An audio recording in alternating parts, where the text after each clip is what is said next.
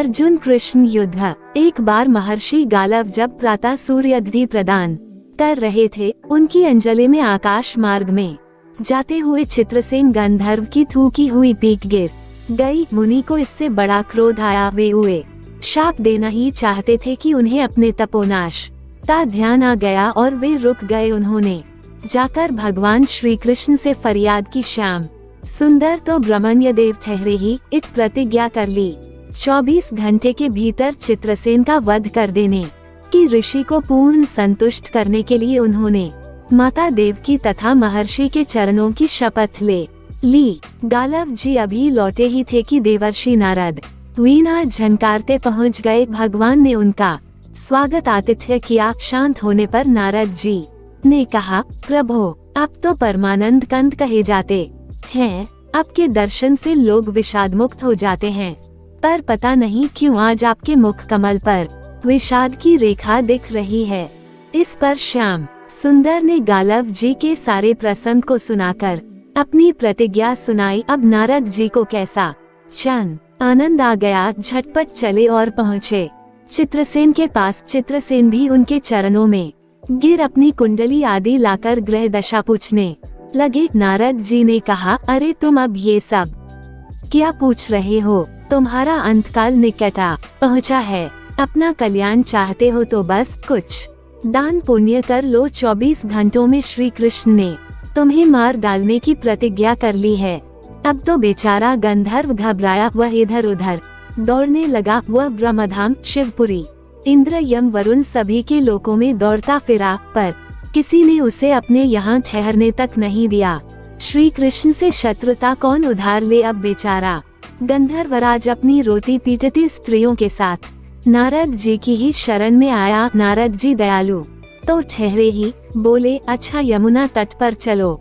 वहाँ जाकर एक स्थान को दिखाकर कहा, आधी रात को यहाँ एक स्त्री आएगी, उस समय तुम ऊंचे स्वर में विलाप करते रहना। वह स्त्री तुम्हें बचा लेगी, पर ध्यान रखना जब तक वह तुम्हारे कष्ट दूर कर देने की प्रतिज्ञा न कर ले, तब तक तुम अपने कष्ट का कारण भूलकर भी मत बताना। नारद जी भी विचित्र ठहरे। एक ओर तो चित्रसेन को यह समझाया, दूसरी ओर पहुंच गए अर्जुन के महल में सुभद्रा के पास। उससे बोले, सुभद्रे, आज का पर्व बड़ा ही महत्वपूर्ण है।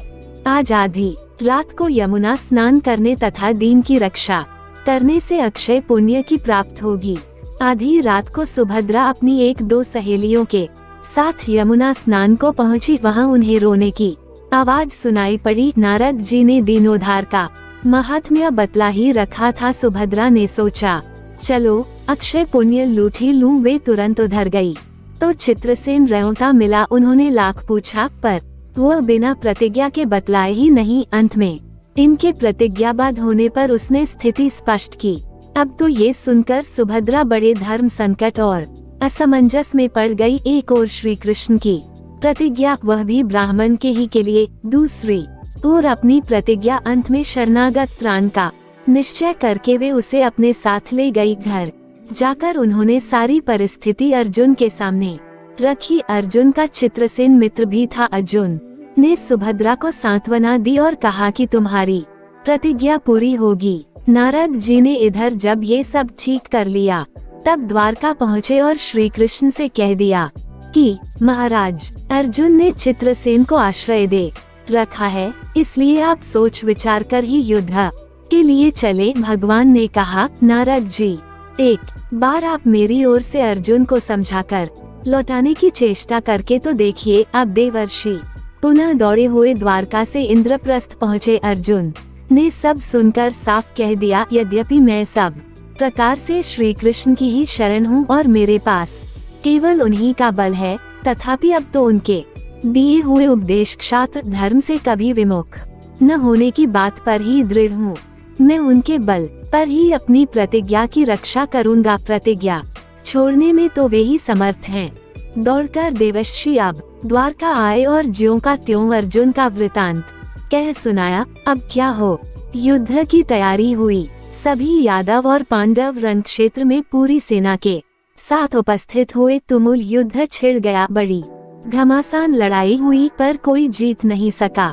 अंत में श्री कृष्ण ने सुदर्शन चक्र छोड़ा, अर्जुन ने पाशुपतास्त्र छोड़ दिया। प्रलय के लक्षण देखकर अर्जुन ने भगवान शंकर को स्मरण किया। उन्होंने दोनों शस्त्रों को मनाया। फिर वे भक्त वत्सल भगवान श्री कृष्ण के पास पहुँचे और कहने लगे, प्रभु राम सदा सेवक रुचिए राखी। वेद पुराण लोग सब राखी, भक्तों की बात के आगे अपनी प्रतिज्ञा को भूल जाना तो आपका सहज स्वभाव है। इसकी तो असंख्य आवृत्तियां हुई होंगी। अब तो इस लीला को यहीं समाप्त कीजिए। बाण समाप्त हो गए, प्रभु युद्ध से विरत हो गए।